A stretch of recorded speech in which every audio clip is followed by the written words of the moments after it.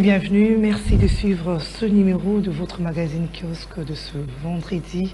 Madame, Monsieur, avec nos invités ce matin, Serge Nseka, Philippe Kazadi et Maître Vumbi, nous allons commenter l'actualité du jour en République démocratique du Congo. L'actualité, c'est la visite du chef de l'État, Félix-Antoine Tshisekedi Tshilombo, en Angola. Après le 4 de ce mois, Félix-Antoine Tshisekedi est retourné en Angola, en Luanda, et l'échange entre lui et João Lourenço ont porté sous l'examen des initiatives en cours visant le rétablissement de la paix durable à l'est de la RDC dans le cadre des processus de Washington et Doha. Ainsi, le chef de l'État congolais a annoncé qu'il va se soumettre, qu'il va souscrire à l'initiative du président angolais, João Lourenço, qui commence d'abord par un cessez-le-feu immédiat et conditionnel. Nous allons analyser ces sujets avec nos invités. Est-ce que la paix va provenir de l'Angola? On peut espérer la réponse, vous aurez avec nos invités. Et puis, nous parlons également de ce rapport à mi-parcours du groupe d'experts de l'ONU. Ce rapport indique que les exigences de la FCM23 ont fait capoter pour parler de Washington. On reproche à la rébellion d'intensifier les recrutements forcés de jeunes et mineurs dans les territoires occupés. Nous allons commenter aussi ce rapport avec nos invités. Entre-temps, la sortie médiatique du VPM en charge de budget, Adolphe Mozitou, alimente les débats.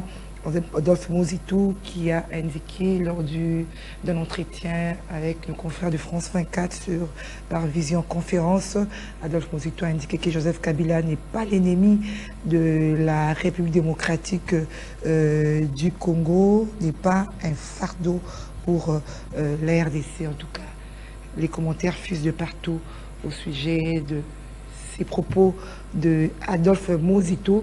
Nous allons en parler avec nos invités. Adolphe Mozitou, que ce n'est pas limité là. Il a encore dit que le gouvernement a prévu dans son budget $5 milliards sur 5 ans pour financer la guerre. Est-ce que ça contredit le chef de l'État, Félix-Antoine Tshisekedi, qui parle d'un cessez-le-feu en Angola? Là encore, on revient sur la question de la communication étatique, la cohérence dans la communication étatique. Et autre sujet, en fait, ce sont les sujets que nous avons retenus aujourd'hui dans le cadre de ce magazine Kiosque. Hier, le ministre de la Communication, Patrick Mouyaya, était en briefing presse avec le ministre de la Justice. Le gouvernement s'est félicité de l'annulation de tous les actes administratifs, juridiques et judiciaires posés par la FCM23, la loi relative à l'annulation de tous ces actes posés par la rébellion de la FCM23, tant sur le plan administratif que juridique et judiciaire, laquelle a été promulguée par le chef de l'État. Cette loi va permettre à protéger la souveraineté du pays. Merci de rester fidèle à ce magazine. Serteka, bonjour et meilleurs vœux. Meilleurs vœux à vous, madame, meilleurs vœux à tous les téléspectateurs de Kiosque, et l'occasion pour nous de souhaiter le meilleur à ceux qui suivent votre chaîne et suivent cette émission, à l'ensemble du peuple congolais, et que pour cette année, en tout cas, qu'il y ait moins de pleurs, qu'il y ait moins de souffrance, et un peu plus de rire et un peu plus de décrispations sur le visage, quoi. Cela passe nécessairement par un engagement citoyen au niveau des autorités, mais aussi la volonté de ce peuple à vouloir rester ensemble, à rester une nation. Ça, c'est notre défi. Au travers tout ce que nous vivons comme épreuve, je crois que les génies de ce peuple devaient trouver le moyen de nous resserrer davantage, de mettre hors de nous tout ce qui peut apporter un peu plus de souffrance, un peu plus de difficultés. Donc le Congolais comme peuple, vivre comme peuple, c'est une possibilité, et c'est notre vœu à l'endroit de notre population pour cette année qui commence. Merci Nseka. Philippe Kazadi, bonjour et merci. Merci beaucoup madame. Nos sincères, enfin nos vives salutations à tous les téléspectateurs de cette grande émission et de votre chaîne. Meilleurs vœux à vous-même. Je crois que l'année 2026 sera plus douce que ne l'a été l'année dernière. J'aimerais ici aussi souligner, Madame, une chose, c'est que durant cette année 2026, notre média, kiosquedafrique.com, fête ses 5 ans d'existence et nous ferons aussi notre entrée sur YouTube comme tous les autres. Donc, merci beaucoup. À part le fait d'être un site web, on va aussi rentrer sur YouTube et continuer plutôt à servir notre public en lui donnant la même qualité d'information, mais cette fois-ci en image. Voilà. Okay. Merci. Alors, dans l'attente de Maître Vumbi, nous allons entamer notre émission avec le premier sujet. C'est la visite du chef de l'État Félix-Antoine Tshisekedi en Angola. Et le président angolais a appelé à un cessez-le-feu immédiat et inconditionnel, exhorte les parties au conflit à respecter les accords signés. C'est un petit cas. Nous, on tourne les regards vers l'Angola. Je crois que il serait de bonne loi que quand on parle de problèmes qui touchent à la nation, qu'on le fasse de manière dépassionnée. Suivez, tout est parti de la sous-région. On a eu les initiatives au niveau de la SADC, on a eu des initiatives au niveau de CAEC, on a eu des initiatives au niveau de l'Union africaine, on a eu des initiatives au niveau de East African Community, IAC. Et quand le Qatar s'est pointé, c'est comme si, je parle de l'ambiance générale ici, tout le monde a pensé que voilà, on va trouver la solution. La solution doit venir de l'Est. On est allé de l'Orient, on est allé tous à Qatar, et puis nous sommes allés aux États-Unis jusqu'à signer ce que nous avons signé. Il y a même des leaders politiques qui ont décrété des manifestations ici pour saluer la victoire de la RDC, le retour de la paix, la fin de la guerre. Il y en a qui l'ont déclaré ici, pince sans rire, mais aujourd'hui, quand le président rentre en Angola, voir Lorenzo, faudrait-il voir ça comme un désaveu? Faudrait-il voir ça comme une marche en arrière ou un échec? Moi, j'ai dit non. Un tâtonnement. Le tout, non. Le tout, même cet accord de Washington, ramasse tout ce que, passez-moi l'expression, tout ce qui a été fait comme médiation, comme réunion. Si vous lisez ces accords-là, c'est-à-dire que la paix en République démocratique du Congo reviendra grâce aux efforts conjugués de tous les pays frères qui ont contribué à cette démarche, mais aussi à toutes les organisations sous-régionales. À un certain moment, nous avons pensé que notre solution viendrait de Doha, viendrait de Washington. Comment voulez-vous que la paix puisse revenir si nous ne sommes pas en bon terme avec l'Angola, avec le Congo-Brazzaville, avec l'Ouganda, avec tout le reste? Parce que certains de ces pays-là servent de base arrière, à ceux qui sont en train aujourd'hui de nous combattre, de violer notre territoire national. Donc, il faudrait que nous puissions enfin avoir des hommes d'État, des gens capables d'avoir un peu de recul par rapport aux faits. On ne peut pas négliger l'apport de Lorenzo, pour ne pas dire de l'Angola, dans ce qui se passe en République démocratique du Congo et vice-versa.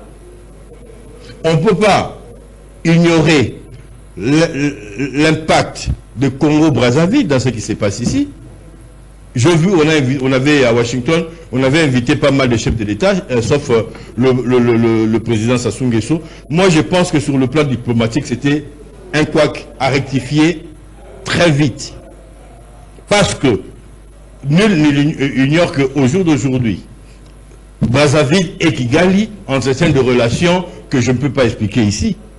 Et comment voulez-vous que nous puissions accéder à la paix si nous voulons écarter un allié important du Rwanda? Si cela, bien entendu, devait se passer par de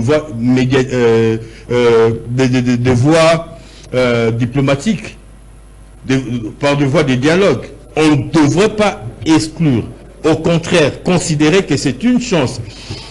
Le pays de la sous-région, fort de ces accords-là, peuvent aider à le mettre en marche, quoi. J'ai cherché le mot, à la mise en marche de cet accord. À un certain moment, ils pourront se fonder sur ce qui a été signé pour rappeler aux uns et aux autres l'obligation de s'impliquer et au besoin s'interdire de s'impliquer même de manière indirecte en se servant par exemple des bases arrières aux groupes qui voudraient perpétuer, parce qu'au jour d'aujourd'hui c'est un impératif. La paix doit revenir, mais comment? Par quel mécanisme? Alors, au début, vous avez dit que la paix la paix à l'est de la RDC proviendra de cette organisation, c'est-à-dire qu'on doit compter sur ces mais bien entendu. Oui, pas qu'on est en train de s'embrouiller, on part à Doha, Washington, on part à Angola, on revient encore. Si vous faites c'est là où se trouve vraiment. Si vous faites le zoom sur la situation de la République démocratique du Congo, vous voyez que chaque moment des dialogues, de réunions, des meetings constitue le maillon d'une chaîne. Cette chaîne qui devait être bouclée par la paix totale dans la région de Grand Lac, pour ne pas dire de l'Afrique centrale. Tous ceux qui ont participé ont apporté quelque chose, sauf qu'à un certain moment, on a manqué de lucidité, on a manqué de recul pour comprendre que les Africains peuvent aussi céder. On peut trouver des solutions purement africaines. Aujourd'hui, on a couru vers les États-Unis. Pourquoi? Parce que c'est une superpuissance, parce que les États-Unis, on le sait, ce n'est un secret pour personne, ont soutenu, ensemble avec certains pays européens, le Rwanda et l'Ouganda dans leur démarche de pillage des ressources de la République démocratique du Congo. Ça, c'est un fait.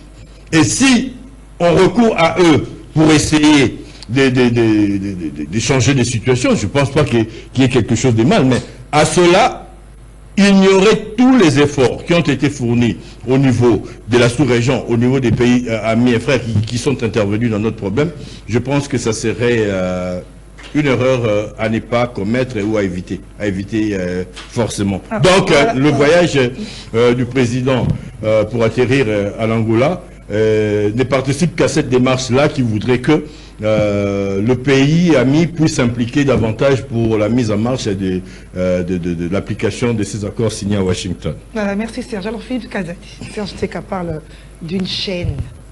Une chaîne qui doit arriver à ramener la paix à l'Est. Est-ce que vous êtes de cet avis-là? Et je me demande la question, la chaîne va s'arrêter où? Bon, merci beaucoup madame d'abord pour la parole.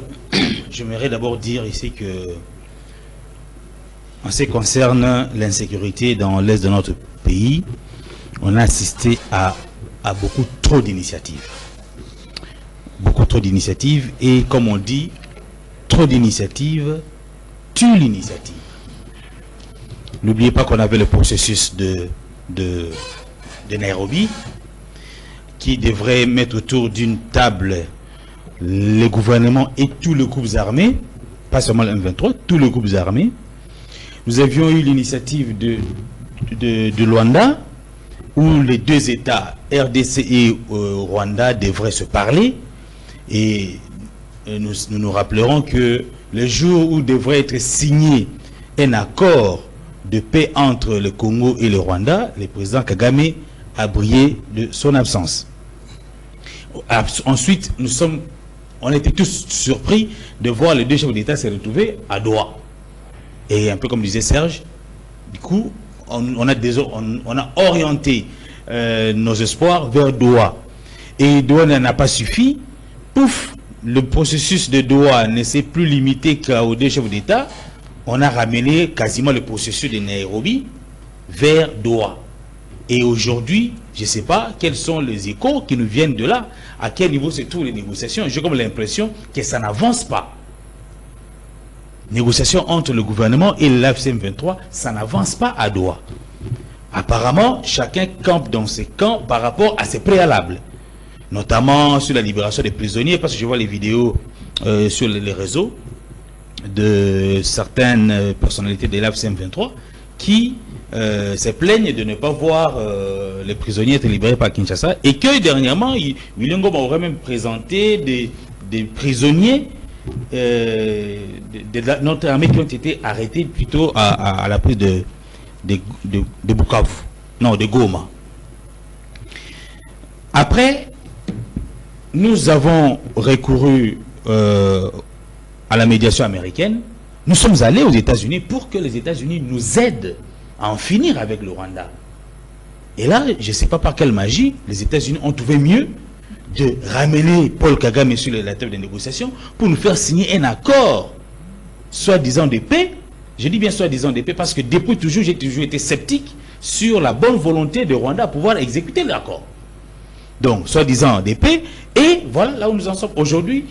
On fait un peu trop du surplace. Moi, je crois qu'aujourd'hui, il faut le dire clairement, on fait trop du surplace. L'Angola où nous rentrons aujourd'hui était médiateur dans ces conflits. Et lorsque João Lourenço devenait président en exercice de l'Union africaine, il a jeté le tablier et à l'occasion, il a fait une émission qui se trouve d'ailleurs sur les réseaux sociaux, YouTube particulièrement, avec les chefs étrangers, où il a dit qu'il a conseillé au président Tshisekedi de négocier et avec le Rwanda et avec l'AFC M23, en s'inspirant bien sûr de ce qui s'était passé en Angola. Ça, c'est les propos de João Lourenço. Il dit l'Angola a négocié et avec l'UNITA et avec l'Afrique du Sud, qui soutenait l'UNITA. Donc il a conseillé ça à notre président depuis longtemps.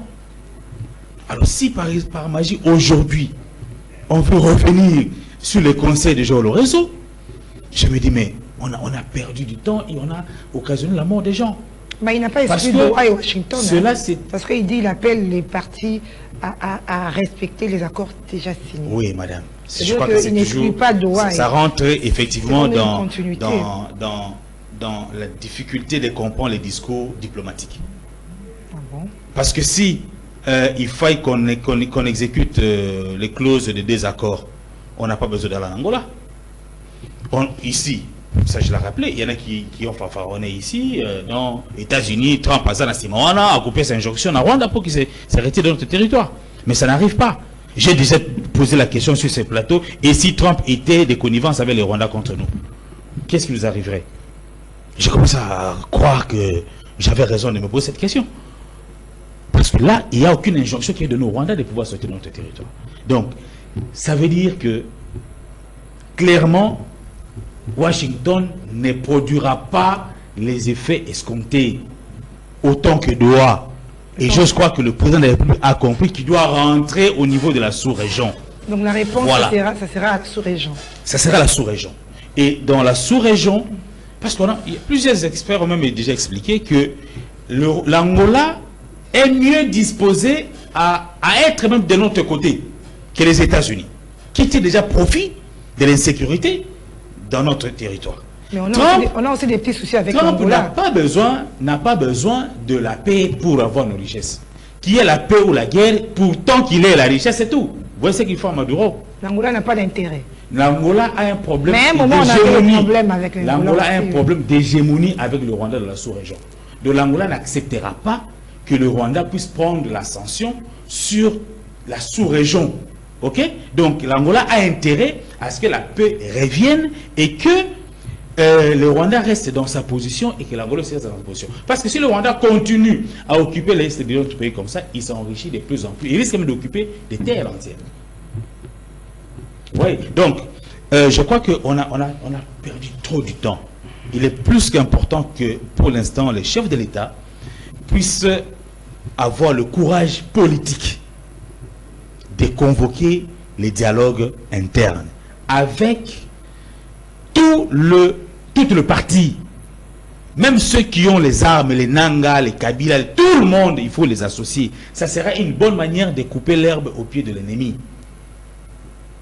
Ça va s'arrêter par là. C'est ça la démarche de l'Angola. Pour moi, non, je ne dis pas que ça c'est la démarche de l'Angola. Moi, parce que l'Angola avait déjà dit à notre président de négocier et que vous rentrez aujourd'hui en Angola. c'est tout à fait normal que je pense que ça va aller vers là. Et d'autres sources renseignent même que après le passage du chef de l'État, le président angolais a reçu aussi des délégations des oppositions de chez nous. Donc, dans le préparatif d'un dialogue, moi je vois ça, un dialogue qui profile à l'horizon, la médiation pourrait être attribuée à l'Angola pour finalement mettre tout le monde autour d'une table et qu'on trouve définitivement la question, la solution plutôt à l'insécurité.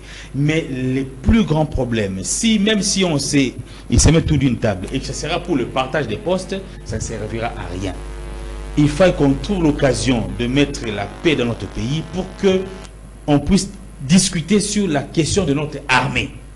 J'ai toujours défendu ici un dialogue politique, mais il faut aussi un dialogue sécuritaire qui concerne nos forces armées et nos forces de sécurité. Parce que si ces forces ne font rien, eh bien, chaque fois, on aura toujours à venir négocier avec ceux qui touchent aux armes. Parce que n'oubliez pas que les velléités des politiques de toucher aux armes pour se repositionner dans les institutions ne finiront pas tant qu'on n'aura pas un État dissuasif. Et pour avoir un État dissuasif, il faut qu'il y ait une armée forte, il faut qu'il y ait des services de sécurité efficaces. Voilà. Maître Vumbi, bonjour, bienvenue. Bonjour madame, merci de l'invitation. Je présente mes sincères excuses pour le petit retard. Je salue les co-débatteurs. Vous faites bien de m'associer à cet échange républicain. Moi j'aime ce genre de débat qui ne parle pas, qui ne tourne pas plutôt autour des individus, mais plutôt autour des idées, parce que du choc des idées jaillit effectivement la lumière. Permettez-moi de prendre juste une minute, faire une digression. Je voudrais ici partager quand même la peine des agents publics de l'État et fonctionnaires qui n'ont pas été payés à temps au mois de décembre. Le ministre Doudou Fouamba, ministre des Finances, lorsqu'il avait pris le pouvoir, il a dit Ubi et Orbi, qu'il va devoir commencer à payer les 27, disons les 27 de chaque mois, tout fonctionnaire de l'État et agent public aura son salaire. Malheureusement, ce n'est pas vrai, ce n'est pas respecté. Plusieurs fonctionnaires m'ont appelé pour dire qu'ils ont passé les fêtes dans des moments, dans des conditions extrêmement difficiles. Ils n'avaient pas été payés. Malheureusement, on a utilisé certains journalistes, certains youtubeurs, certains tiktokers pour semer la confusion. Et à cause de ces écrits, il y a des problèmes dans plusieurs familles. Où un fonctionnaire dit à sa femme, je n'ai pas été payé, on lui brandit un message, un tweet d'un journaliste. Heureusement, je n'ai pas vu les tweets de mon aîné Serge Nseka, je n'ai pas vu les tweets de Jean-Marie, mais je déconseille quand même ce genre de pratiques, ce n'est pas bien. Il faut toujours vérifier. Je comprendrais si c'était quand même des influenceurs, des youtubeurs, mais pas quand même des journalistes. Ces genres de tweets ont créé des problèmes énormes.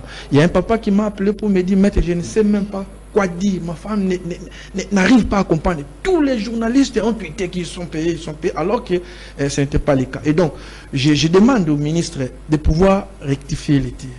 Il n'arrive jamais à respecter sa propre parole. Avoir son salaire à la fin du mois devient un parcours de combattant.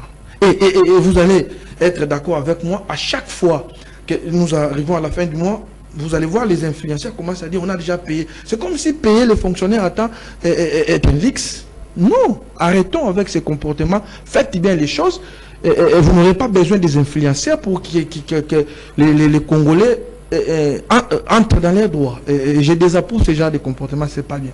Voilà, merci maître. Alors vous entrez dans le débat, c'est les allers-retours qu'a fait le chef de l'État en Angola. Est-ce que la solution pour la paix proviendrait de l'Angola? Parce que le chef lui-même, à l'issue de la rencontre d'hier, a dit qu'il va souscrire à l'initiative du président angolais. On ne sait pas c'est quoi cette initiative, mais sinon, c'est comme si la paix va revenir de l'Angola. Madame, je dois sincèrement vous dire que moi-même je suis perdu, je ne comprends plus rien. Comme mon co-débatteur a dit ici, trop d'initiatives, l'initiative. Il est certes vrai que nous, Congolais, nous voulons la paix.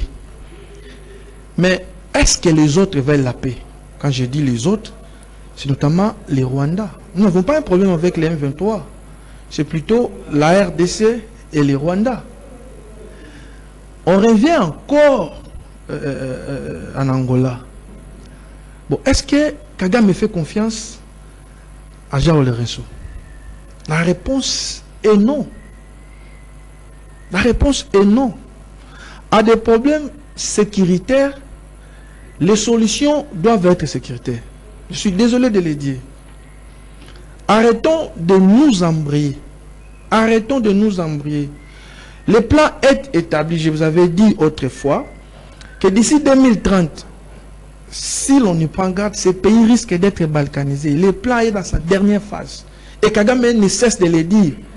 Il faut lire les rapports des experts des Nations Unies, où on dit que Kagame est en train d'exercer une forte influence. Il ne cache plus ses velléités expansionnistes. Alors, est-ce qu'il faut continuer dans cette logique? Diplomatie, si diplomatie. Où en sommes-nous avec les accords de Washington? Madame, je vous rappelle quand même, les États-Unis, c'est le pays le plus puissant au monde. Nous avons signé en présence de Donald Trump. 2 jours après, la ville d'Uvira a été prise. 2 jours après. Et vous voyez quelqu'un qui défie Kagame viendra, pardon, quelqu'un qui peut défier Trump viendra facilement comme ça comprendre ce que Jean Lorenzo est en train de faire. Non mais, nous sommes dans une distraction. Permettez-moi de le dire. Moi, ça me fait très mal. Je suis perdu. Bon, où en sommes-nous avec le processus de Doha? Il me semble que c'est bloqué. C'est à quel niveau? Les informations que j'ai, les Rwandais, sinon les M23, demandent des choses... allez, je dis qu'ils ne peuvent même pas demander. Dans des préalables, ils demandent les choses qui doivent être demandées au fond. Mais au fond, vous allez demander quoi? Mais au fond, ils vont demander quoi? C'est comme ça que le gouvernement refuse. Bon, il ne suffit pas seulement de refuser. Autrefois, ici, sur votre plateau, je vous avais dit, c'est quoi le plan B de la RDC? Madame, vous m'avez invité une fois, je vous avais dit, nous sommes dans une logique de confrontation militaire. Et il faut sensibiliser le peuple dans ce sens. Pas de dialogue, pas de... Bon, pour parler... sincèrement, je ne comprends pas non plus lorsque mon co-débatteur a dit il faut dialoguer. C'est vrai, les Congolais doivent dialoguer. Mais ils vont parler de quoi? Parce qu'en face, vous avez un agresseur qui veut prendre nos terres. Qui utilise les Congolais. Malheureusement, même si on dialogue aujourd'hui, demain après-demain, il utilisera toujours des Congolais. On peut trouver... Mais madame, ce n'est pas le premier dialogue que nous avons eu dans ce pays. Dialogue inter-congolais. Est-ce que le Messie a arrêté d'utiliser les Congolais? Il y aura toujours des Congolais faibles d'esprit qui seront utilisés par Kagame. Mais il revient à l'État, il revient au Congo, aux Congolais, de comprendre ça et d'organiser notre système de défense. Madame, on va dialoguer après. Lui-même l'a dit. Partage de postes. Allez, oublions la justice. Les seigneurs de guerre, les gens qui ont tué à Goma, qui ont massacré la population à Kishiché, ils viendront ici devenir ministres et on va commencer à les appeler excellence, excellence, excellence. Donc la solution, c'est la guerre. Madame, il n'y a pas 1000 solutions. J'ai dit au président Tshisekedi, il doit préparer les Congolais à faire une guerre longue et populaire. Ce n'est pas moi qui l'ai dit, c'est Mouzé.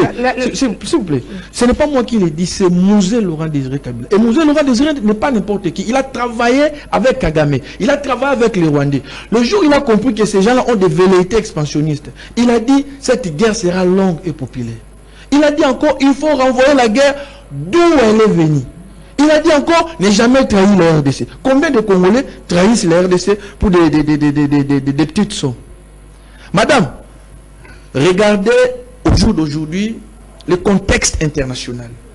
Où Trump peut se réveiller du jour au lendemain, il va capturer un président de notre pays. Mais ils ont aussi une armée là-bas. Voilà ce que je vous dis. Aujourd'hui, la Russie a encore bombardé l'Ukraine.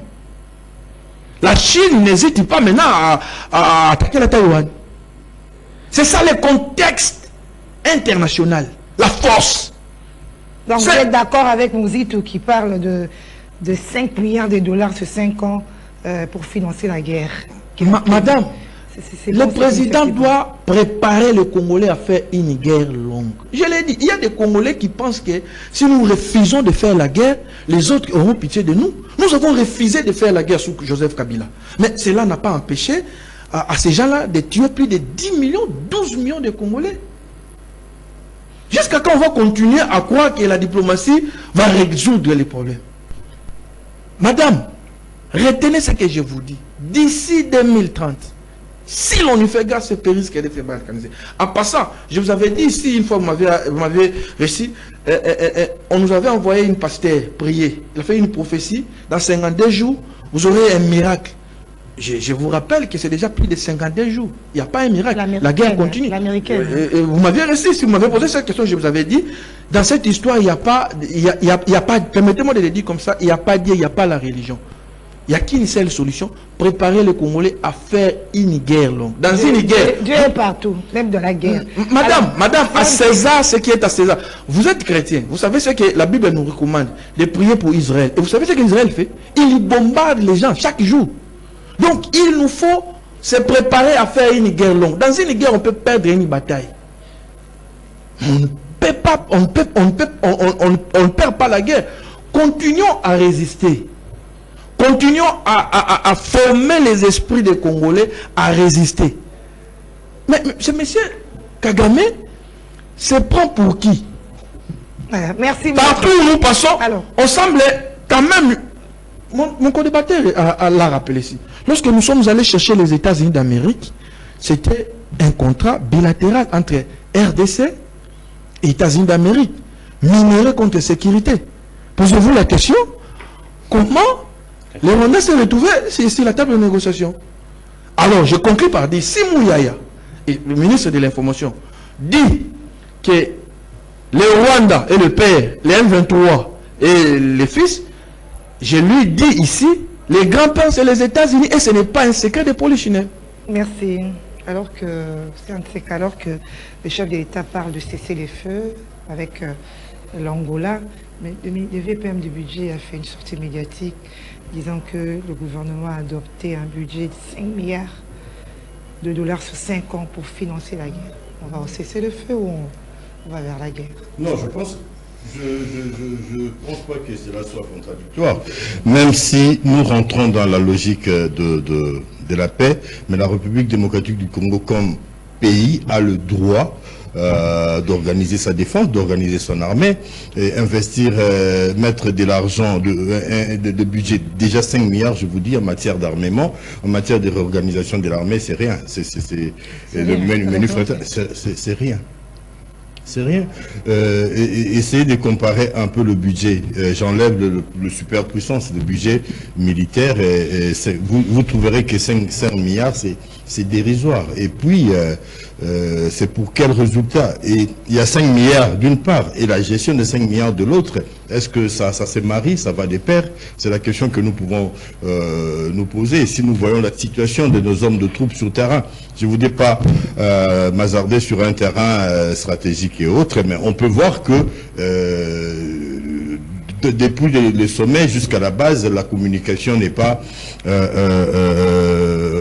meilleure, quoi, d'une certaine façon, une manière de parler. Donc, je disais que Adolphe Mouzitou ne s'est pas contredit et n'est pas allé en dehors de la logique du gouvernement, mais sauf que il a présenté la situation. Nous avons le moyen, nous pouvons, en termes de possibilités, même si sur terrain, ça ne se vérifie nécessairement pas, parce que avec tous les revers que nous constatons sur terrain, nous nous posons la question de là où se trouve le problème. Mais la République démocratique du Congo peut se donner le moyen, je dis peut se donner le moyen, la volonté est là, d'en finir avec les armes. Mais comme cela ne s'était pas comment accompli sur le terrain, la possibilité qui s'est présentée, c'est d'aller vers les dialogues.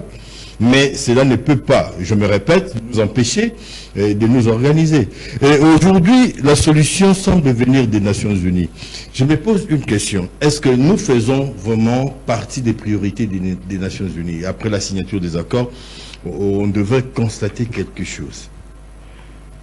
Ce même pays qui a réuni les deux pays belligérants à Washington pour la signature d'un accord s'est permis, et Philippe l'a dit, d'enlever un président en exercice. Vous savez que le président jouit d'une sorte de protection internationale, d'une sorte d'immunité. On ne peut pas toucher à... c'est ce qui s'est passé là, c'est une violation grave de la démocratie, des droits universels. Mais j'ai comme une digression, j'ai comme l'impression que quand plus on est fort, on peut se permettre d'aller en Ukraine, d'aller au Venezuela, d'aller à Taïwan, de marcher et imposer une certaine discipline aux hommes des troupes, c'est-à-dire que les pays de l'autre côté, donc nous autres, quoi. Donc, est-ce que si nous étions dans les priorités des États-Unis, pourquoi ils ne feraient pas, je ne demande pas qu'on puisse déporter Kagame, mais imposer parce qu'ils en ont le moyen. Ils ont déjoué tous les systèmes de défense octroyés par les Russes et les Chinois au Venezuela parce qu'ils étaient pro-russes, même si le président Poutine dit qu'ils n'avaient pas des accords de défense, mais il y avait quand même une assistance technique militaire russe et chinoise dans ce pays. Ils ont réussi à le faire. Pourquoi? Pour le cas du Congo, il ne se passe rien. Mais non, la priorité, le problème avec l'Angola, nous sommes la priorité pour l'Angola. Le problème pour nous, l'Angola est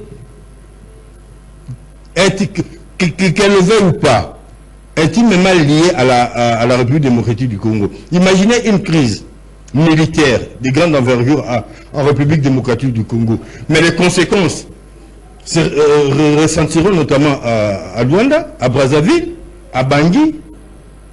Non, mais ne pensez pas que les États-Unis, c'est à des milliers de kilomètres d'ici.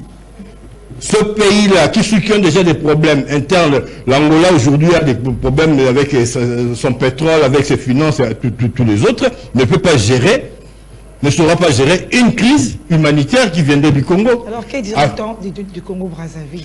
Mais justement, c'est la même logique. Nous, Philippe a parlé de multiplicité des accords, mais est-ce que nous sommes allés, est-ce qu'on peut se remémorer comment ces accords se sont terminés? On peut aller à Luanda aujourd'hui, demain on se retrouve à Nairobi et puis on va à Johannesburg. Est-ce qu'on a suivi un processus de bout en bout? Il faut voir aussi notre responsabilité dans ce qui s'est passé là. Aujourd'hui, revenir à l'Angola, c'est justement vouloir prendre le bon bout. On a tous les instruments à notre possession, les accords et tout ce qui a été décidé dans toutes les réunions. C'est à nous de trouver des gens avec qui nous pouvons évoluer. Mais qui a dit ici que Kagame n'a pas confiance en Angola? Et il l'avait dit. Mais il avait boycotté l'autre fois. Mais justement, nous ne devons pas nous soumettre. Nous n'avons pas à nous soumettre à la volonté de Kagame. Kagame travaille pour son pays, pour l'intérêt de son pays. Et puis, je dirais, l'aiguille sous le pied du Congo, c'est quoi? On a signé un accord où on présente l'Angola non pas comme agresseur, mais comme une victime, le Rwanda, autant pour moi. On présente les forces qui soutiennent aujourd'hui, parce qu'on va en parler, le M23, comme des forces de résistance et quelque chose comme ça. Nulle part dans cet accord, on a nommé le Rwanda comme un pays agresseur. Et c'est sur cette base-là que nous sommes partis pour négocier la paix. Mais sur le terrain, les discours qui se tiennent à Kinshasa, un peu partout, c'est que nous tenons ici. C'est l'Angola l'agresseur. Le Rwanda l'agresseur. C'est le Rwanda qui soutient. À quel moment la République démocratique du Congo a déployé ses troupes sur le territoire rwandais pour que le Rwanda se sente en insécurité? À quel moment? Alors, à un certain moment, ceux qui vont signer, ceux qui vont négocier au nom de la République, devraient être mieux conseillés d'une certaine façon. Devraient avoir, parce que nous partons sur des prémices qui ne sont pas vraies, des prémices qui ne se vérifient pas. Et nous allons évoluer comme ça avec des gens qui, à l'interne, sont considérés chez nous comme des adversaires, mais de l'autre côté, quand on va négocier, ils sont présentés comme des victimes, des gens qui se protègent, comme des FDLR que nous sommes censés protéger et garder chez nous. Voilà la logique. Et cet aspect-là, on ne l'a pas suffisamment ressorti de ces accords-là. Déjà, les départs là posent problème. Les départs posent problème. Donc, aller en Angola, c'est trouver des alliés qui peuvent nous accompagner dans cet exercice, dans cette démarche qui voudrait que nous puissions imposer, parce qu'on a la résolution des Nations Unies, on a les accords, on a tout ce qui a été signé, et dans la plupart des discussions, l'Angola est parti frustré parce que le preuve apportées qui ont été mises sur table. Le Rwanda, c'est contre le Rwanda. Contre le Rwanda. Il y a le rapport de Ami Parcours du groupe d'experts de l'ONU qui disent que ce sont les exigences de la FCM 23 qui bloquent, entre autres, la mise en... on a décrit les crimes de guerre, les crimes de génocide, des situations de population, plus de 200 000 personnes qui ont été obligées d'abandonner leur milieu de vie pour aller ailleurs. Donc la situation, je crois que la guerre est répartie des plus belles. On ne les souligne pas assez. Et depuis la signature des accords jusqu'à présent, c'est pas la paix qui se trouve qu'on constate sur le terrain. On tue les gens, on déporte, on viole, on maltraite les populations, et il y a des cas de maladies qui se déclarent ça et là. Donc il y a péril en demeure, il y a urgence pour qu'on puisse prendre enfin les choses au sérieux. Le M23 et l'AFC, soutenus par leurs alliés, qui se présentent au regard de ces accords comme victimes parce que doivent se défendre contre... Bon, ça s'embrouille. Ça s'embrouille. Aujourd'hui, nous constatons le rapport des Nations Unies renseigne les affrontements entre le groupe rebelle et les occupants. J'ai dit rebelles, les occupants et nous, avec le Rwanda. Mais à quel moment le Rwanda a des forces, des défenses, patati patata. Donc c'est n'importe quoi que nous avons à accepter et voilà, nous en payons le prix aujourd'hui. Voilà.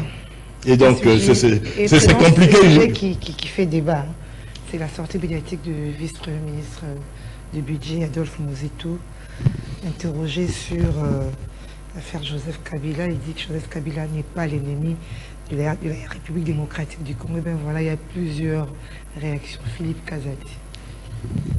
Bon. Il a tort ou il a raison? Est-ce que toutes ces réactions autour de ces propos de Mouzitou ont-elles la raison d'être? Bon, je ne sais pas dire s'il a raison ou il a tort. Chacun tient des discours selon sa posture, selon surtout qu'un acteur politique comme ça, selon ses objectifs politiques, selon son agenda. Mais c'est un peu contradictoire par rapport à la position qu'a toujours affichée le gouvernement. Attendre aujourd'hui qu'un ministre du gouvernement puisse dire que Kabila n'est pas l'ennemi de la République, celui-ci qui a été condamné à mort pour des faits infractionnaires qui pesaient lourdement sur lui et qu'on lui présente comme n'étant pas l'ennemi de la République. C'est à Adolphe Mouzitou de pouvoir nous donner beaucoup plus d'explications, mais je crois que la posture qu'il affiche, c'est une posture d'ouverture vers le dialogue.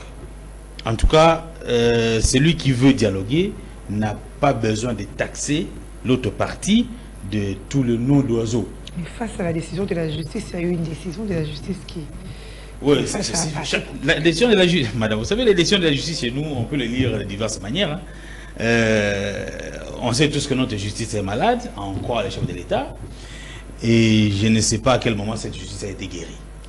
Donc peut-être que Mouzitou aussi se trouve dans cette posture-là, de considérer que la justice étant malade, elle n'a pas pu rendre un bon droit vis-à-vis de Kabila, et pour lui, donc Kabila n'est pas l'ennemi de la République. Mais le chef donc, en le présentant comme n'étant pas l'ennemi de la République, il veut dire qu'on peut bien dialoguer avec lui.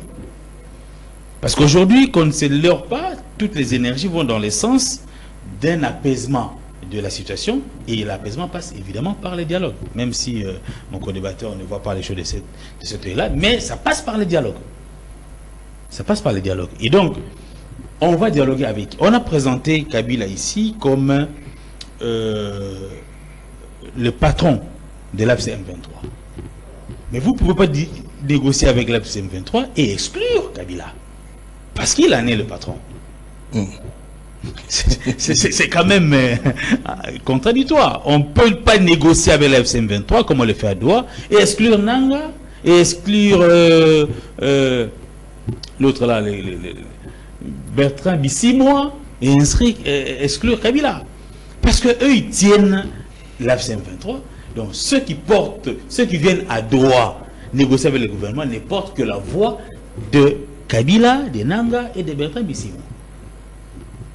Ça, il faut qu'on le sache. Alors maintenant, Muzito c'est même dans cette posture-là de dire que nous devons dialoguer avec tout le monde et point de besoin de jeter l'anathème sur qui que ce soit. Ce sont les non-dits de ces propos, c'est comme ça que vous interprétez. Oui, mais parce qu'on ne peut pas dire du coup que Kabila n'est pas ennemi de la République et on dit oui, il a raison, oui, ou non, il a tort.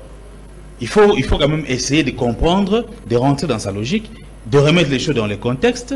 Pourquoi il est dit maintenant? Pourquoi hier il n'avait pas dit? Bon, enfin, peut-être hier comme il était dans l'opposition pour ne pas lui en tenir trop de rigueur, mais aujourd'hui il est au gouvernement.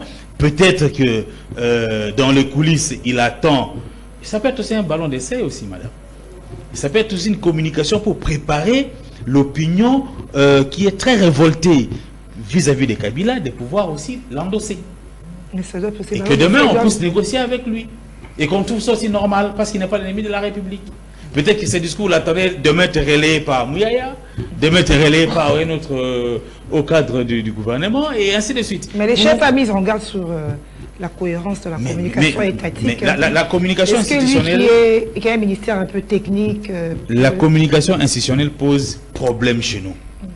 Parce qu'on assiste à de divergences par moment et à des déclarations fracassantes. Vous avez suivi le ministre Moïse Nzangi? Ce qu'il a dit sur le FRDC. Je ne veux pas le répéter ici, mais c'est grave. Mais il est au gouvernement. Donc, il y a un sérieux problème de communication institutionnelle, même au niveau de la présidence, madame. Même au niveau de la présidence. La communication institutionnelle pose sérieux problème. Je pense que c'est en voyant tout le raté dans la communication que le chef de l'État a bien voulu élever quelqu'un au rang de conseiller spécial en matière de communication pour donner un peu plus de moyens et une équipe un peu plus large, plus costaud pour que ça s'organise. Parce qu'aujourd'hui, il ne faudrait pas que la communication institutionnelle se fasse à l'emporte-pièce. Chacun peut venir dire ce qu'il dit, sans tenir compte de la gravité des propos, sans tenir compte de la contradiction qui peut arriver dans un sens ou dans un autre. Ce n'est pas qu'à nous, journalistes, qu'on doit dire non, n'osez pas de dire que Goma est tombé. Si tu dis que Goma est tombé, on va t'arrêter.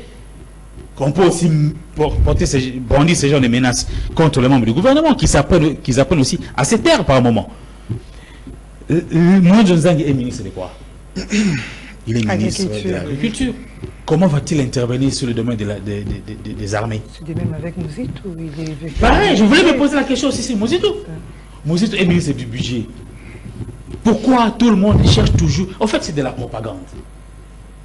Je veux dire propagande des membres du gouvernement pour s'attirer la sympathie d'une certaine opinion et espérer être reconduit au gouvernement. Ou gagner la confiance du chef de l'État. Mais il en a marre, le chef de l'État, de ce genre de communication. Restez focus, chacun dans son secteur. Est-ce que Adolphe Muzito ne sait pas que 5 milliards de dollars pour une armée d'un si grand pays comme le Congo, c'est dérisoire? Et quand il vient le dire, et puis en 5 ans, quand il vient le dire, est-ce que il imagine un peu les conséquences, les interprétations qui peuvent venir et les décisions que les gens peuvent prendre chacun dans son coin? 5 milliards pour une armée comme le FARDC au Congo, ça sert à quoi? Et Serge a bien dit de le rappeler. Une chose est de mobiliser. Enfin, lui, le ministre du budget, il prévoit. Mais il faut qu'on mobilise. Et après avoir mobilisé, il faut qu'on gère. On sait l'état de la gestion des finances chez nous. Comment ça se présente? Ça va devenir des jeux de ping-pong. Non, tel a détourné, tel a fait... Encore que l'armée est la grande muette, et au point que même quand on détourne là-bas, l'opinion n'est jamais au courant. Parce qu'on on sait que dans l'Est, on voit des vidéos de nos militaires qui vous disent que ça fait 3 jours qu'ils ne mangent pas. C'est pas normal. C'est pas normal. Et on doit aller à un but. Si nous allons même sur Internet, bien ceux qui nous suivent, d'aller sur Internet et voir le budget d'armée des pays seulement qui nous entourent.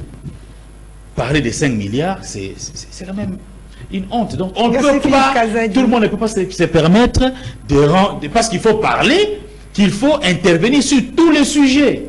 S'il avait besoin de parler, les émissions, madame, se préparent. Ok? Les émissions se préparent. En préparant l'émission avec les journalistes, son équipe de communication pouvait dire à ces journalistes que nous n'abordons pas des questions liées à l'armée. Et puis on n'est pas obligé de répondre à toutes On les n'est pas questions. obligé de répondre à toutes les questions. Voilà, donc c'est un peu ça. Il faudrait Alors, que Maître Vumbi. les ministres apprennent à respecter les orientations données par les chefs de l'État, et au chef de l'État aussi, si quelqu'un ne se soumet pas, qu'il les sanctionne. Voilà. Maître Vumbi, on a vu les mêmes propos, genre, hein, ça coûtait Jacques Kaboula. Et Voilà. aujourd'hui, Mouzitou revient sur ces genres de propos. Deux Quelle est poids, deux votre mesures. analyse? Bon, je crois que c'est une sortie médiatique qui est ratée, déjà. Il ne revient pas à Mozito de pouvoir dire aux Congolais si, oui ou non, Kabila est ennemi de la République. Les Congolais sont déjà martyrs. Qui est ennemi de la République? Tout celui qui travaille contre les intérêts de la République est considéré comme ennemi de la République. Permettez-moi la traduction pour la bonne compréhension. Ils sont même au pouvoir. Alors, regardez les faits et gestes de Joseph Kabila.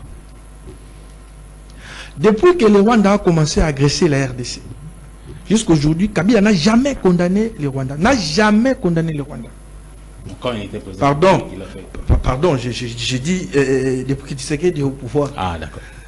2021 jusqu'à ces jours. Par contre, les informations que nous avons, il va même au Rwanda, il rencontre les officiels rwandais. La dernière fois, il était à Goma, il est passé par Kigali pour entrer à Goma, protégé par les militaires rwandais. Et c'est pas moi qui le dis, ce sont les Congolais qui sont à Goma, qui nous ont alertés ici. Joseph Kabila a demandé aux troupes sud-africaines de quitter le sol congolais. Mais il n'a jamais, alors jamais demandé aux troupes rwandaises de quitter le sol congolais. Vous voulez encore quelle preuve pour comprendre que c'est ces messieurs qui travaillent contre les intérêts de la République? Madame, lorsqu'on est membre du gouvernement, on est astreint à un certain nombre de devoirs de réserve. Vous ne pouvez pas communiquer comme vous voulez. Vous n'avez pas la liberté de la parole. Non, quand on est ministre, vous n'avez plus la liberté de la parole. Vous êtes régi à un principe de la solidarité gouvernementale. Voilà pourquoi il y a toujours un porte-parole du gouvernement qui porte la voix du gouvernement. Vous soyez d'accord ou pas, il y a un porte-parole du gouvernement. Madame, citez-moi un seul ancien président de la République, ici en Afrique, qui se comporte comme Joseph Kabila. Un seul qui se comporte comme Joseph Kabila. Au jour d'aujourd'hui, on comprend que c'est quand même un ancien président inutile pour la République, permettez-moi de le dire comme ça. Regardez le comportement de M. Uhuru Kenyatta. Il est au service de son pays, au service de la sous-région, au service de l'Afrique. Et c'est comme ça partout au monde. Mais Kabila n'est ni au service de son pays, moins encore de la sous-région, moins encore du continent, mais il travaille pour son retour au pouvoir en utilisant des moyens interdits par la Constitution. Qu'est-ce que tout Congolais sérieux sait que Joseph Kabila travaille contre les intérêts de la République? Madame, il est ennemi de la République. Pardon, ce n'est pas à moi de tirer les conclusions. Les Congolais sont martyrs. Moi, je donne seulement les éléments. Moi, je donne seulement les éléments. Non, Il a le courage de dire, vous avez suivi sa communication, de demander aux troupes sud-africaines de quitter le sol congolais. Ça, c'est Mais, Kabila. oui, l'interview sur Internet était en anglais. Mais il n'a jamais demandé aux troupes rwandaises de quitter alors que vous avez des preuves irréfutables. Plusieurs rapports des experts des Nations Unies. Les Congolais voient les Rwandais entrer. Lui, il ne le dit jamais. Plus grave encore, madame, il est allé séjourner à Goma. C'est le chef de l'AFC M23 qui est venu auprès de Kabila pour être consulté. Qui sécurisait Kabila à Goma? Vous êtes sans ignorer qu'au jour d'aujourd'hui, Kabila veut revenir au pouvoir. Et ce n'est pas un secret de polichinelle. Mais il utilise quel moyen? Parce que lui-même l'a dit. Il a fait des déclarations comme ça, il veut revenir au pouvoir. Il a même été condamné par la justice de notre pays. Il n'a aucun respect pour notre justice. Il va revenir par quel moyen? Ah, mais... Là, je vous pose la question qui est juriste. Madame, cette question, il faut la poser à Joseph Kabila. Parce qu'il veut revenir au pouvoir. Nous savons très bien, s'il faut s'en tenir à la Constitution, il n'a plus droit au chapitre. Il a déjà dit ça, qu'il va revenir, il veut revenir au pouvoir. Madame, ce n'est pas un secret de polichinelle. Il a fait des discours comme ça. Les Congolais qui nous suivent vont vous répondre. Il a émis le vœu de revenir. Il est encore prêt à servir son pays. Et il faut seulement voir la communication de ses proches, son parti politique. On peut servir les pays, pas seulement... Non, non. Lui, il veut revenir comme président. Mais j'ai mis les éléments, je suis en train de mettre les éléments sur la table pour que les Congolais apprécient son comportement. Et moi, je crois, le ministre Monzito, en tout cas, si ça n'a pas été fait, la première ministre qui aussi à ce niveau, il faut dire qu'il y a un déficit de leadership. Lorsqu'on est premier ministre, vous êtes le coordonnateur. Vous pouvez dire aux membres du gouvernement, ici, vous ne faites pas bien les choses. Il faut rappeler à l'ordre. Vous pouvez même faire des mises en garde. Vous pouvez même rappeler à l'ordre. Et donc, je conclue par dire que le ministre Monzito a raté sa sortie. Les Congolais sont suffisamment outillés pour comprendre qui travaille pour le Congo et qui ne travaille pas pour le Congo. Et je crois humblement que Joseph Kabila ne travaille pas pour le Congo. Alors, il a aussi été interrogé, toujours sur France 24, sur l'hypothèse d'arrestation de l'ancien président Joseph Kabila et son éventuelle exécution. Vous avez répondu, connaissant Tshisekedi, je ne vois pas faire cela. C'est un petit cas. Je pense que nous devons nous centrer sur la personne qui a été interviewée, c'est Adolphe Monzito, qui s'est exprimé pas seulement sur l'ancien président Kabila, mais aussi sur la situation sécuritaire du pays, sur le projet avec le Washington économique, avec Washington qui l'a qualifié de win-win, que les États-Unis ne devaient pas venir ici imposer leur dictat. Je me pose la question, qu'est-ce que nous avons comme moyen pour contrer les États-Unis dans le cas où ils aimeraient faire des choses contre notre volonté? On aurait quelle marge de manœuvre pour discuter avec eux? Adolphe Monzito, il faudrait reconnaître d'abord que c'est un leader politique majeur de notre pays. Il est membre du gouvernement aujourd'hui, mais regardez son parcours, toutes ses prises de position avant d'entrer dans le gouvernement. C'est quelqu'un qui n'a pas toujours marché. Pas toujours marché, même si on l'a prêté par la suite des intentions avec le pouvoir.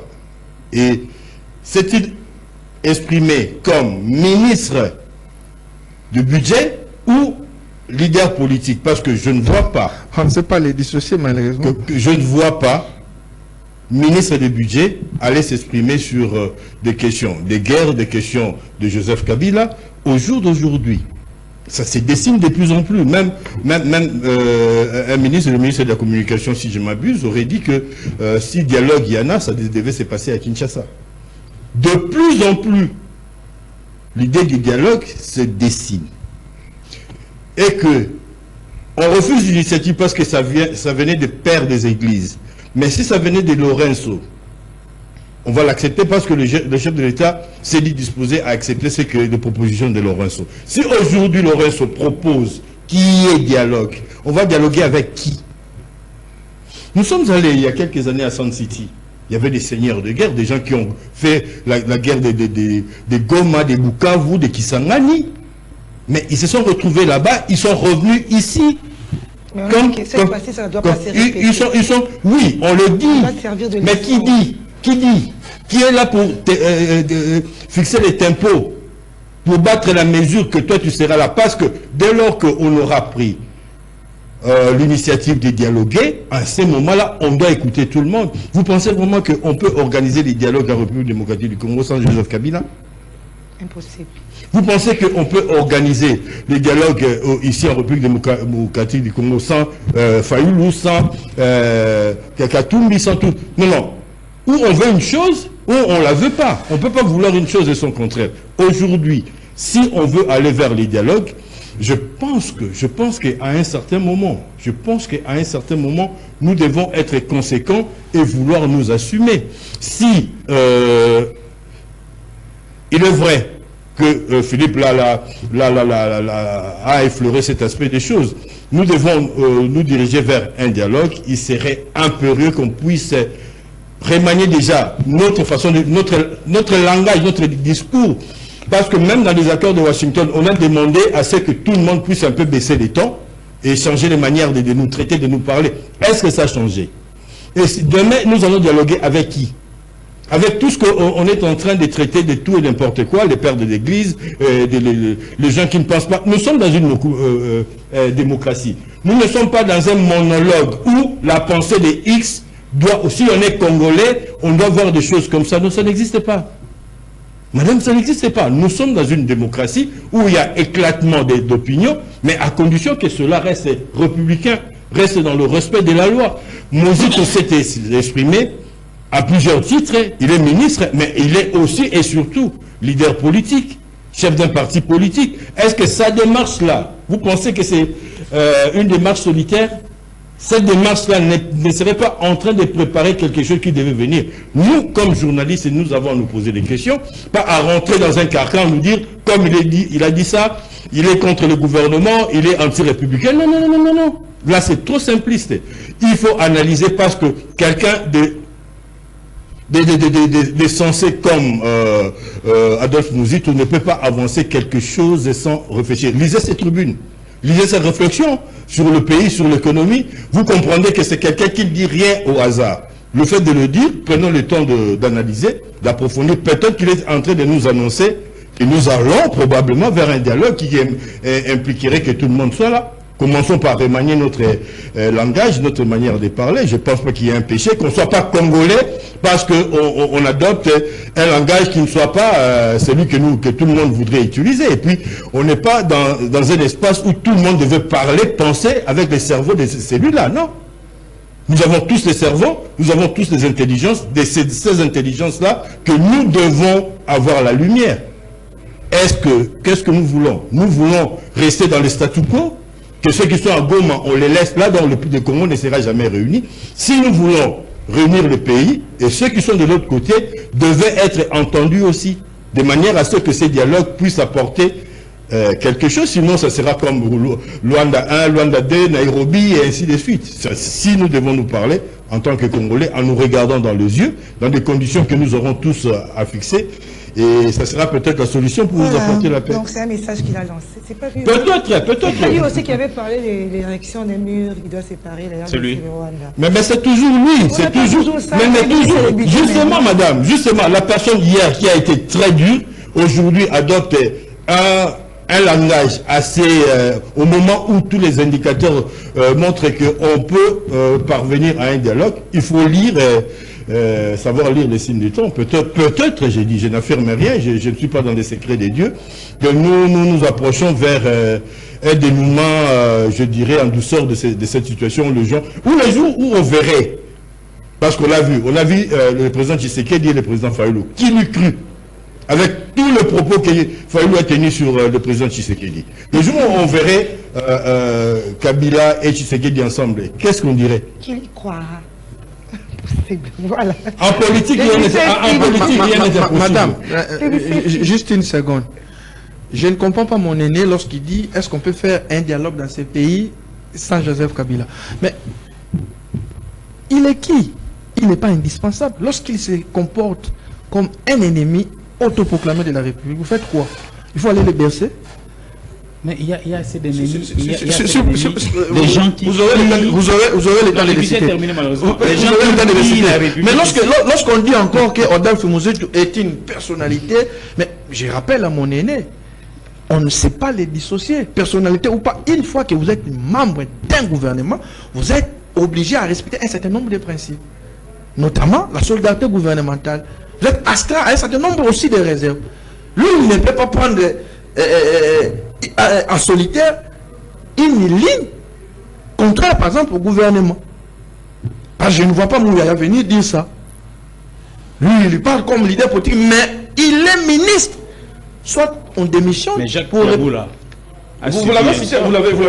Vous connaissez mais Muzito aussi. Il doit, en réalité, il doit assumer les conséquences. Parce qu'il a dit là, c'est grave. C'est un ballon. Ce n'est pas pour rien qu'on avait condamné Joseph Kabila. Des très proches collaborateurs de Nanga qui sont arrêtés ont cité les noms de Joseph Kabila. Madame, je vous fais encore une autre révélation. Vous savez, c'est lui qui avait décidé que Nanga devienne le numéro 1 de RCM 23. C'est lui qui a amené Nanga auprès de Museveni et Kagame pour que ces deux grandes personnalités l'adoptent comme telle. Vous savez c'est qui? C'est dit Joseph Kabila et c'est connu. Ah bon? Madame, Voilà. je suis à la télé, je sais de quoi je parle. Ce n'est pas pour rien qu'il a été condamné. Il y a des informations dans ce sens-là. Et donc, quelqu'un, membre du gouvernement, soit-il, ne peut pas venir avec beaucoup de légèreté dire qu'il n'est pas ennemi de la République. Juste une minute. Je pense que là, il y a une divergence de vues. Nous avons deux journalistes face à un juriste qui se comporte en procureur, qui est en train de distribuer. Si. Vous venez ici, la question porte. Maître, vous avez parlé. L'émission tire à sa fin. L'émission porte sur le propos d'Adolphe Muzitu. Vous enfoncez Joseph Kabila, qui a déjà été condamné à s'il vous plaît. S'il vous plaît. Qui a déjà été complètement catégoriquement complété. Qu'est-ce que vous dites là n'apporte rien à notre débat. Nous sommes journalistes, nous analysons au regard de l'actualité. Aujourd'hui, c'est Muzitu qui s'est exprimé. Les rapports entre Kabila et Muzitu, c'est lesquels? Moi, je vous attendais sur ces rapports-là, sur ce terrain-là. Vous nous parlez de choses connues, déjà enterrées. Des choses là, c'est dans notre passé. Au jour d'aujourd'hui, venir dire tout ce que vous dites sur Kabila, ça avance quoi dans notre débat? Aujourd'hui, éclairons l'opinion par rapport à la position. Le premier ministre a pris une position, mais nous ne sommes pas obligés de rester sinon il faut aller au-delà de cette position. Tout ce qu'il dit, tout ce qu'il donne comme information, on a suivi le procès. Vraiment? Mais les procès, pendant les procès, on n'a pas... C'est tout. Mais pourquoi il a été condamné? Pourquoi il a été condamné? Non, nous avons suivi les procès, on ne nous a pas dit... Il a été condamné pourquoi? Non, on ne nous a pas dit que c'est lui qui a adopté Nang, qui a mené Nang auprès des autres personnes. Vous avancez des choses gravissimes ici. En juriste, moi je suis un journaliste. En juriste, et ça vous n'êtes pas procureur. Pourquoi il a été condamné? Merci. Pourquoi il a été condamné? Fini. Il n'est pas innocent, il a été condamné. Merci à vous. Mais pourquoi? C'est pas parce qu'il est condamné que il a été condamné pourquoi? C'est ça le problème. Merci à vous. Et Mouzi, tu étais Premier ministre à l'époque de Joseph Kabila. Il était en 2008-2012. L'attente de point d'achèvement, c'est lui. Merci. L'émission est finie. Merci Sianseka. Merci Philippe Kazadi. Merci Maître Yannick Vumbi. Merci à vous, fidèles téléspectateurs. Merci au coach Doudou Montiri. Merci à vous tous, à l'équipe.